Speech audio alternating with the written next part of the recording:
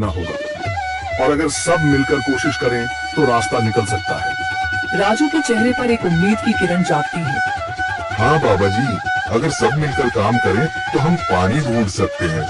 हमने पहले कभी ये कोशिश ही नहीं की। लेकिन इतनी कठिन जमीन में नया कुआं खोदना आसान नहीं। मुश्किल जरूर है, नामुमकिन नहीं। अगर हम मिलकर काम करें तो ये हो सकता है। राजू खड़ा हो जाता है। उसकी आंखों में एक नई रोशनी है। तो फिर हम कल से काम शुरू करेंगे। मैं गांव के सभी युवाओं को इकट्ठा करूंगा। हम मिलकर नया कुआं खोदेंगे।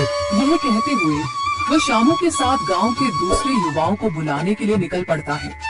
कहीं दूर से गरज की हल्की सी आवाज आती है, जैसे आकाश ने उनकी उम्मीदों की गवाही दे दी हो।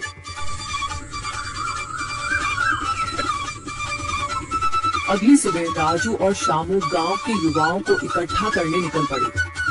चौधरी मनीष की हवेली के सामने एक भीड़ जमा है। बाबा जी, संदरी, गांव के कुछ बुजुर्ग और किसान सभी मौजूद हैं। हम हाथ पर हाथ रखकर नहीं बैठ सकते। अगर अल्लाह ने हमें हिम्मत दी है तो हमें खुद पानी के लिए मेहनत करनी होगी। हम एक नया कुआं खोदेंगे। लेकिन राजू, क्या हमें यकीन है कि वहाँ पानी मिलेगा? बेटा, पानी जमीन के अंदर होता है, बस सही जगह खोदने की जरूरत है। हमने अपने बुजुर्गों से सुना था कि पुरानी नहर के पास जमीन नरम थी, शायद वही पानी हो। बाबा जी सही कह रहे हैं। अगर तुम सब यह काम करने के लिए तैयार हो तो मैं अपने कुछ मजदूर भेज सकता हूँ। धन्यवाद चौधरी जी, लेकिन हम सब खुद भी मेहनत करेंगे। यह हमारे गांव के अस्तित्व की लड़ाई है। संदरी, जो अब तक चुप थी, आगे बढ़ती है। हम औरतें भी पीछे नहीं रहेंगी। हम पानी लाने की व्यवस्था करेंगी, खाना बनाएंगी, ताकि तुम सब आराम से काम कर सको। यही हिम्मत चाहिए थी संदर। पूरा गांव एक नई उम्मीद के साथ कुआं खोदने की तैयारी में जुट जाता है। दूसरी ओर कुआं खोदने का काम शुरू हो चुका है। राजू, शामू और दूसरे युवा बेलचे चलाने लगते हैं। मिट्टी बाहर निकाली जाने लगती है। तेज गर्मी के बावजूद सब पूरी हिम्मत के साथ जुटे हुए हैं। दोपहर की तेज धूप जमीन आग की तरह तप रही है। गांव के लोग लगातार कुआं खोदने में जुटे हैं। हाथ छिलने लगे हैं, माथे से पसीना बह रहा है, मगर किसी ने हार नहीं मानी। महिलाएं पानी और सत्तू लेकर आती हैं, ताकि पुरुषों को कुछ राहत मिले। हमें और गहराई तक जाना होगा। अब तक सिर्फ सूखी मिट्टी और पत्थर ही निकल रहे हैं।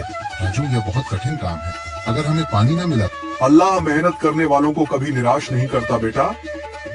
तुम सब अपनी कोशिश जारी रखो, पानी जरूर निकलेगा। हिम्मत मत हारो।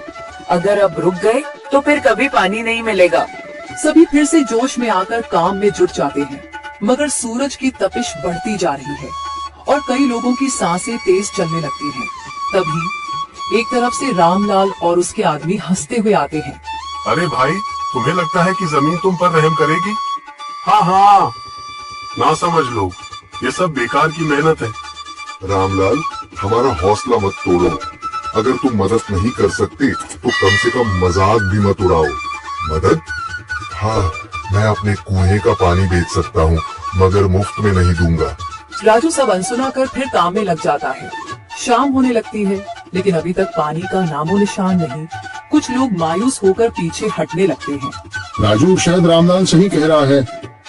यह सब बेकार है। नहीं शामू, हमें हार नहीं माननी। अगर आज हार गए तो फिर कभी हिम्मत नहीं कर पाएंगे।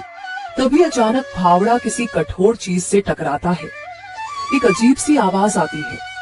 राजू चौंक कर देखता है और जल्दी जल्दी मिट्टी हटाने लगता है। अचानक एक ठंडी लहर महसूस होती है। सभी लोग दौड़कर आते हैं। जैसे जैसे मिट्टी हटती है, नीचे से गीली जमीन नजर आने लगती है। सब हैरान रह जाते हैं। सुभान अल्लाह, मैंने कहा था ना, अल्लाह हमारी मेहनत को जाया नहीं करेगा। राजू और बाकी सभी जोर लगाते हैं।